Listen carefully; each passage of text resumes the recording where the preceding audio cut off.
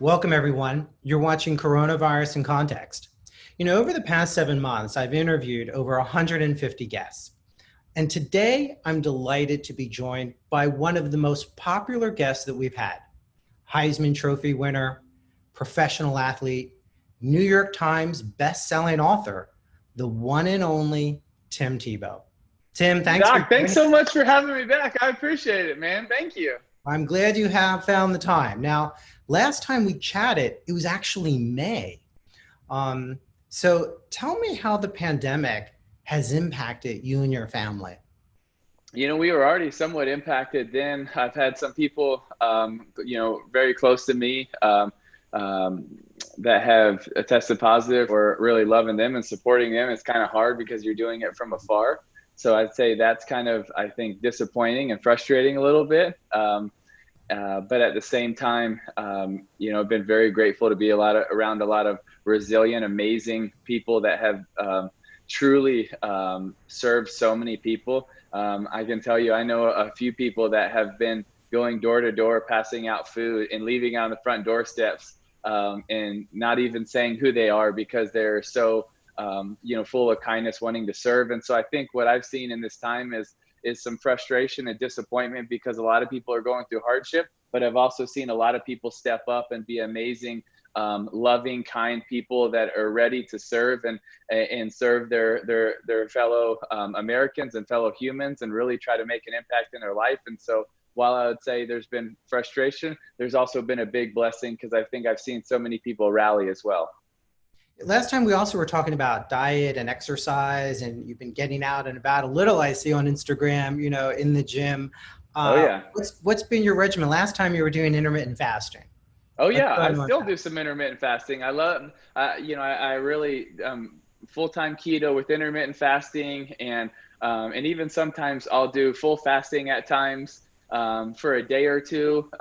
More sometimes on a weekend when I'm not training, because it's kind of hard to train when you're going full fasting, and so I really try to mix those up, and I love it. I feel so renewed, and I feel like there's just a new energy in my eyes and focus, and so I love that, mixing it up. I also got to tell you that me and my wife have been in an awesome regimen of probably averaging close to an hour a day in the infrared sauna.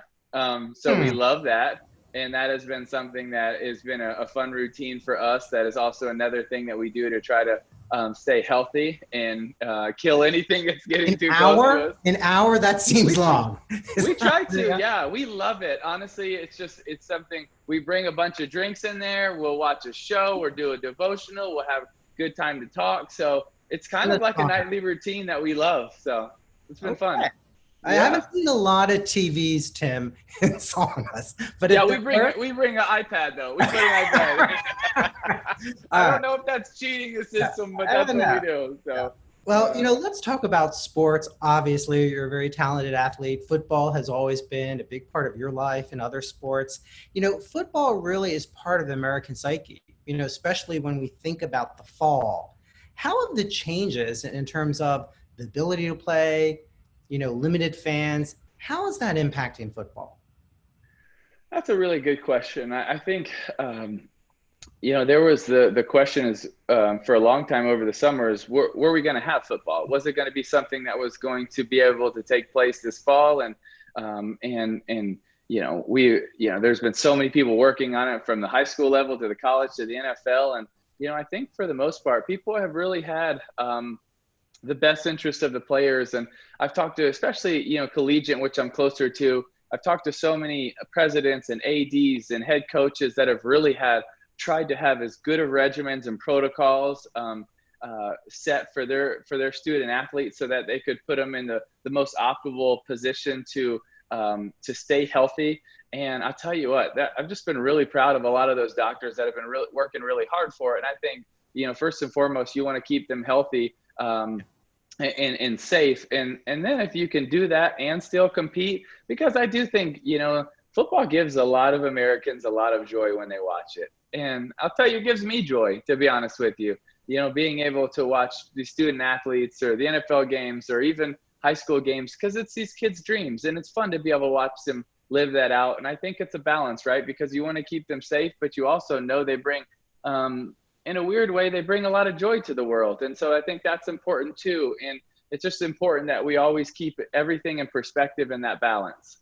What do you say though to those kids, particularly high school, that perhaps their season has been canceled or truncated and they're not able to play this year? And you've often talked about disappointment. So what's your advice to them? Gosh, I tell you what, Doc, it's really hard. It depends on where their situation is. It would change the advice I'd give them. If they're a senior and they might not get a shot, then that's something that's disappointing. If they're a junior, then I'll encourage them to work so much harder and to be able to come back, even better your senior year. And one thing that I really believe in is that a disappointment or a setback, if you use it right and have the right mindset and the right perspective, it can fuel us and it can grow us and it can teach us more than even sometimes the success or the good times can. And I really feel like that's true in my life. I feel like the highs have given me a platform, but the lows have given me more of a testimony. And I feel like the lows have taught me more in my life than the highs ever could. And I think it's important that we learn from both of those and we take them in stride. And we, I know it's hard and it's frustrating, but let's see what we can learn from this. How can this make this better? How can we grow from this? And so that's how I would try to encourage those kids that missed out on a season. And man, my heart really genuinely breaks for them because I know how important it is. I know how important it was for me. And that sucks for them. And it's disappointing because especially if you're a senior in high school and you miss out on your senior year of the pep rallies and the parades and the playing against your rivals and homecoming and all those things. And that's disappointing. But I think at the same time, there's something that you can learn, that you can rally from it. And you never know what you could do in your community, in your school, but there's something we can always do. And we can turn our setbacks and our disappointments into setups for something different. And it might not be what we hadn't planned. And it might not feel as special, but there's still something we could do. And I would still encourage those kids that there's something they can do to make a difference and to turn their setback into a setup for something different. And it might even be as special. That's a great point. I want to turn, Tim, to the Tim Tebow Foundation and all the good work that you're doing. And a cause that you've embraced is the issue of human trafficking. And you talk about how your father made you aware of what's going on. Can you tell viewers that story? Yeah, I can. It was about 8 years ago when I got a call from my dad. He was sharing his faith in a very remote country that a lot of Christians get persecuted for their faith. And so it was an underground church he was sharing at. And when he had finished, he had seen where they were, that 4 girls were for sale. And he was a little bit blown away by it, but he couldn't sit there and do nothing. Just couldn't, right? He just could not do something. So he had $1,250 in his wallet for the rest of that trip. And he took it out, and thankfully he was able to purchase the 4 girls. And he called me, and he's a pastor missionary, and even though he started an orphanage, that's not really his forte, but that's what we do at Tim Tebow Foundation is we love and support and care for orphans, special needs, adoptions, so many. And so we had a bunch of orphanages by that point. And so he called me, and he opened my eye. He told me the story and opened my eyes to it. And I knew at that moment when he said it, I knew we were entering a new fight because my eyes were open to something that they hadn't been open to. And once you see something, it's hard to unsee. And I said, all right, Dad, we're in. I don't know how, I don't know what yet, but we're into this fight. And so we started right then building our first safe home where those girls are loved and cared for. And we're grateful we've been able to add more and more to that safe home and safe homes around the world. And it's a fight that's near and dear to my heart because I really feel like my calling and my purpose is a fight for people that can't fight for themselves. And that really started with the orphans and the special needs and the hurting, the thrown away and the forgotten, but that's also those that are trafficked. And what's so disheartening and frustrating is and sickening right now is that 40 million people are being trafficked around the world, and they need us to do something about it. And so our heart and our prayer is to rally an army of people that say, you know what, no longer is this okay. No longer is this going to happen on our watch, and we're going to fight back against it. And that's something that we're focused on creating and building, because there are a lot of people that are willing to do something about this. Well, what can viewers do? And you mentioned, you point out on the foundation's website, not on my watch, not anymore. And you're asking people, can you count on them? And to say, count me in. So, so count me in, Tim, but what can we do? Well, it's actually, thanks for asking that. Wednesday morning, we're actually launching our rescue team. So tomorrow morning, it'll be launched, and there will be 3 things people can sign up for. One will be an advocate. An advocate will, really the goal with an advocate is that you use your mouth and you speak, and we're going to give you points, talking points. We're going to share with you stats. We're going to give you encouragement. We're going to share stories. You can also join the team as a defender. Defender is someone that is going to stand up for them. So advocate, you speak up. Defender, you stand up, right? And the defender, you're going to support $40 monthly. You're going to be part of a list that when we do rescues, where we want to make you aware of, hey, the kids need shoes, they need socks, they need belts, we need new beds, we need all these things. And you're going to be part of a team that says, you know what, and that if I can help, if I can donate this, if I can find this, if I can, whatever it is, then you can be a defender that will stand up for. And the third is that you're going to lift up, and you're going to be part of a prayer team. Is a prayer team that's nonstop praying for these survivors all over the world, because they need us, and they need us to be able to lift them up and care for them. And so that's something really exciting that we're starting. And it's really important to us that we create awareness and an army of people, because I don't know if we can end this, just with our team. It's going to take all of us to rally together. And that's one of our hearts, because one of our non-negotiables is there's power when we come together. There's power when we come together, when your team, my team, when a lot of teams come together to say, you know what, doctor, it's no longer about the credit, but it's about the mission. And we're about the mission. And the mission is rescuing lives, is caring, is restoring, is loving. And that's really our hope and prayer with this. And viewers can go to the Tim Tebow Foundation to learn more. They sure can. Yep. I want to turn to a little lighter note, if I may. And I mentioned you were a best-selling author, and you have a new book coming out in early January called Bronco and Friends, a Party to Remember. And it's really about, a Bronco who is invited to a party and needs to find a puzzle piece and needs to enlist the help of other people, some with different levels of abilities and challenges. Yes, Tell us a little more about this story. Well, it's really personal to me, and it really stems a lot from our worldwide prom for people with special needs, which is called Night to Shine. And the story of Bronco and Friends, A Party to Remember, is about a group of animals coming together in teamwork, purpose, meaning, worth. But it's also about how we can all sometimes turn our disabilities into our greatest abilities. And, when we talk about worth, it really means a lot to me, because there are so many people in this country, in surrounding countries around the world, that don't understand their worth and their value.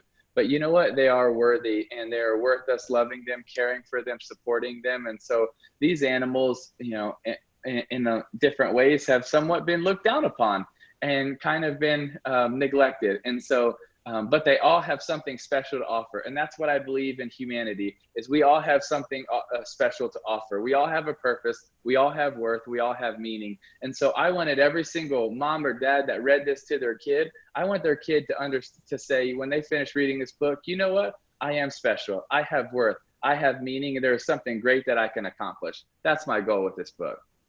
I want to read you a quote from one of your talks, okay? Okay. Get your response. You say, you want to know what happens when a life believes it's valuable, believes it has meaning? Everything changes. Mm-hmm. You want to be a leader? You go out of your way to show them that they matter. You want to impact the world? You impact people. That's right. What does that mean, Tim? It means, this past year, in one of the Night to Shines, in a country where honor and shame really mean a lot, more so, they're talked about more so than in the US. Honor and shame aren't really talked about, but in this culture, honor and shame mean a whole lot. And And this family had some special needs kids that they thought brought shame upon their family's name. And so they had not been allowed to go outside for over 10 years. For over a decade, they were not allowed to go outside. But then this family heard that we were throwing this celebration where every single person was going to be crowned as a king or queen. There's going to be a red carpet, and we loved them, and God loved them, and they were special, and they were wonderful, and they were unique. And so the family thought, for the first time, they're no longer giving us shame, they're giving us honor. So they let them go out of the house for the first time in a decade and be part of Night to Shine. And that's what that means to me, is when a life understands that it's valuable, that it's worthy, that it's unique, that it's special, that you are one of one. There are no duplicates. And what that does in a life, when they realize that they're valuable, it changes your perspective. It changes your mindset. It changes how you view yourself, right? If I don't think I'm worthy, how can I give worth to someone else? But when I understand that I am loved, that I'm cared for, now I can reciprocate that and give it to someone else. I can now truly love someone else because of the love that I have received from God, because I understand my worth and I'm special. And not that I do everything right, but he still loves me. And now I can love other people. And I think that's what that means to me. How's the pandemic changed all of this for you? Has it redoubled your efforts? Has it made it harder? What's been the impact of the pandemic on? Well, I think both, to be honest with you. I think it's made it harder in certain senses of, there's a lot of frustration, disappointment, and hardship. But I think on the other end, there's a lot of people that are like, hey, I want to rally, And so you're trying to balance that. You're trying to support so many people that are going through really tough times, because there are a lot of people that are hurting, physically, emotionally, mentally, financially. And so you want to be able to be there to support people. But at the same time, there's a lot of people rallying, which that is really encouraging. And I do feel like we need something to rally us as Americans, as humans, for us to all come together on something to say, you know what, we can come together, we can make a difference, we can build an army of people that want to do good. And I think that's really the goal. And there are so many people that are hurting now that we have to start with those people that are in our homes, or in our neighborhoods, in our communities, and we can make a difference there before we go out to, third world countries. Both are important, but let's start in our backyards and work our way out. How's it changed you? How's the pandemic changed Tim Tebow? That's a really good question. I think patience and trying to really understand, right? Something that we don't know, right? And there's so many people that have said so many different things, and you try to really wait and listen and learn. And one thing that I want to be, and I try to be, is I want to be a learner. And I want to always be learning. I don't want to be someone that, I read something, I feel like I know it. No, I always want to be a learner. I always want to continue to be someone that is reading and listening and talking and trying to understand, whether that's a difference of opinion, whether that's a theory, whether that's a book. I always want to be a learner. And I think this has really helped me not move at such a fast pace, be a little bit more patient, and try to take in and learn. Okay. We're going to do a rapid fire. Remember we did a rapid fire? Oh yeah, let's go. Are you ready? Okay, let's get ready. All right. Regular golf or mini golf? Regular. Tacos? There's no driver in mini golf. You got to bring out the big boy. Tacos or pasta? Tacos. Bicep mom's tacos. All right. Bicep curls or leg press? Leg press. Ooh, people normally say that. Now, Megalodon or T-Rex? T-Rex. Oh, come on. It's Megalodon. High intensity training or cardio? High intensity. Pandemic Netflix binging or pandemic snacking? Snacking. What are you snacking on now? Last time you were snacking on avocados. What Oh, are you I love avocados. I actually was just crushing some ground beef mixed with avocados with some cheese on top. It was fantastic. That's why I literally right before I came here to chat with you. Well, Tim Tebow, I want to thank you for taking the time again to spend a few minutes with us, for your advocacy for those that are most in need, for awareness of the role that sports, plays in our lives, and your advice on resilience, especially during these very stressful times. Well, thank you so much. I appreciate it. Enjoyed talking to you once again, and hopefully we'll get to do it again in the future. Thank you so much.